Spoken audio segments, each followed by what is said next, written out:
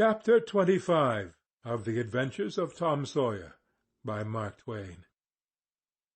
There comes a time in every rightly constructed boy's life when he has a raging desire to go somewhere and dig for hidden treasure.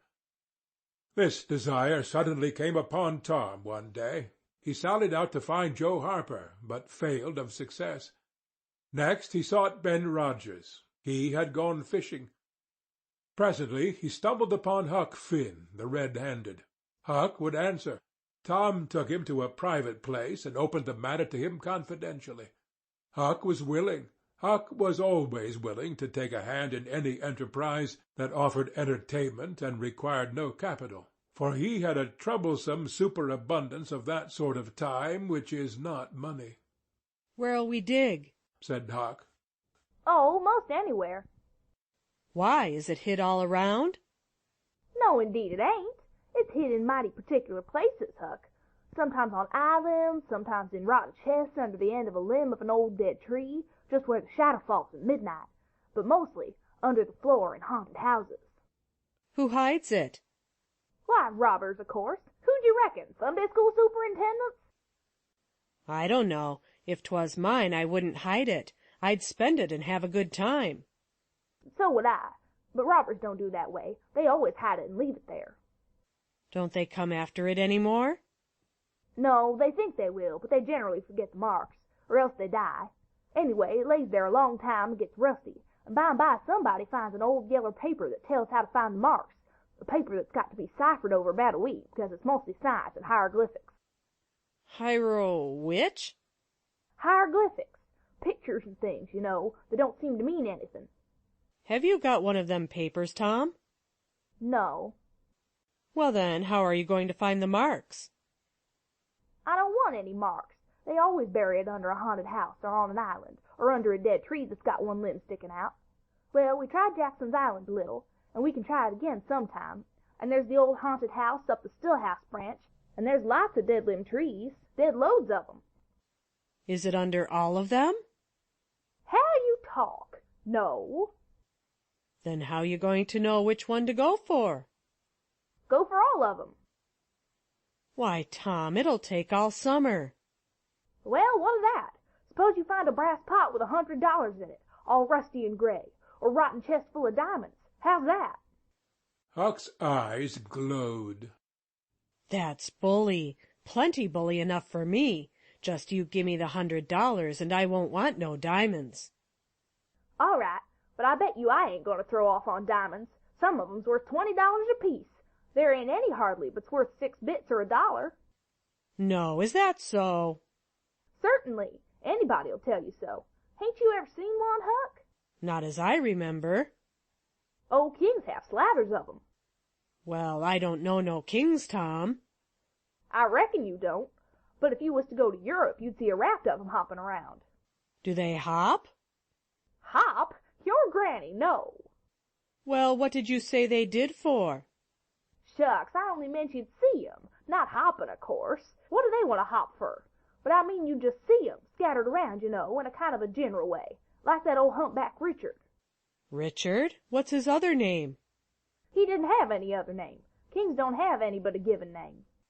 "No?" "But they don't." "Well, if they like it, Tom, all right. But I don't want to be a king and have only just a given name, like a nigger. But say, where you going to dig first?"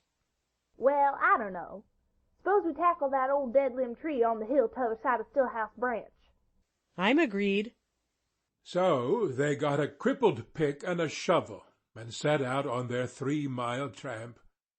They arrived hot and panting, and threw themselves down in the shade of a neighboring elm to rest and have a smoke. "I like this," said Tom. "So do I." "Say, Huck, if we find a treasure here, what are you going to do with your share?" "Well, I'll have pie and a glass of soda every day, and I'll go to every circus that comes along. I bet I'll have a gay time." "Well, ain't you going to save any of it?" "Save it? What for?" "Why, so as to have something to live on by and by." "Oh, that ain't any use. Pap would come back to this here town some day and get his claws on it if I didn't hurry up, and I tell you he'd clean it out pretty quick. What you going to do with yourn, Tom? I'm going to buy a new drum and a sure enough sword and a red necktie and a bullpup and get married. Married? That's it. Tom, why, you ain't in your right mind. Wait, you'll see. Well, that's the foolishest thing you could do. Look at Pap and my mother. Fight. Why, they used to fight all the time. I remember mighty well. That ain't anything. The girl I'm going to marry won't fight. Tom, I reckon they're all alike.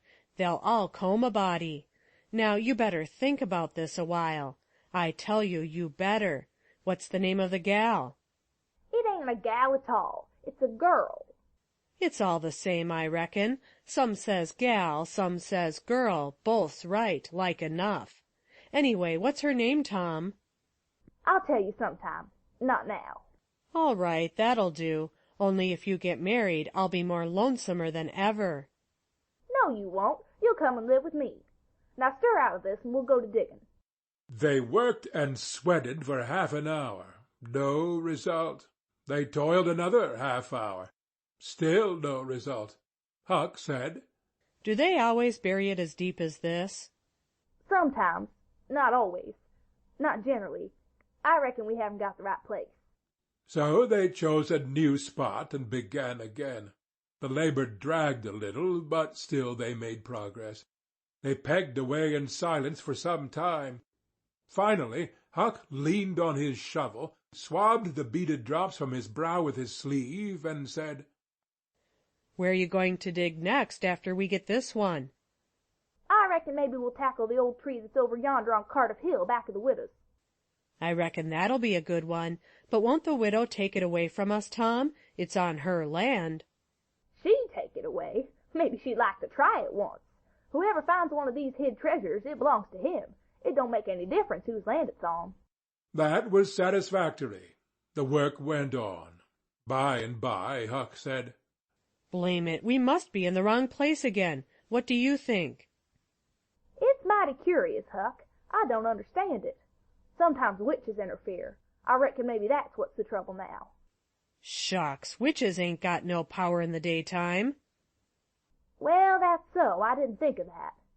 Oh, I know what the matter is. What a blamed lot of fools we are.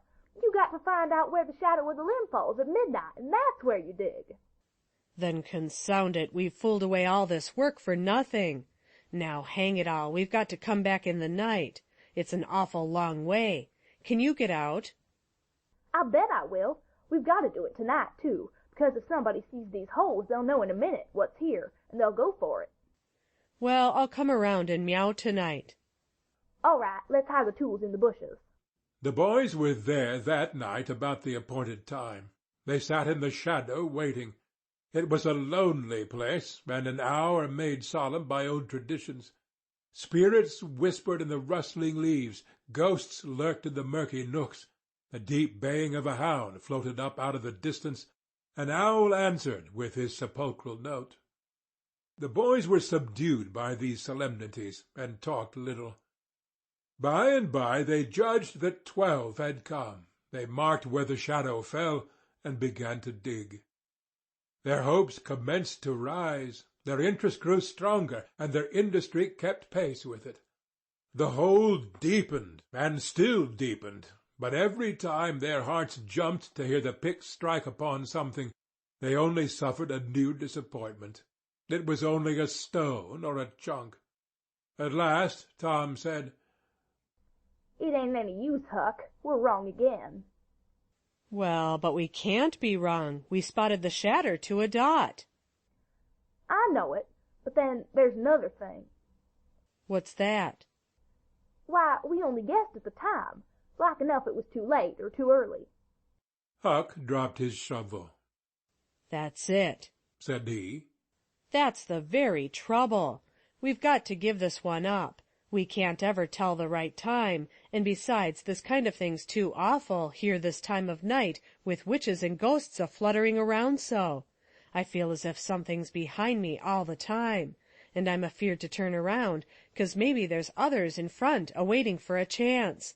I've been creeping all over ever since I got here.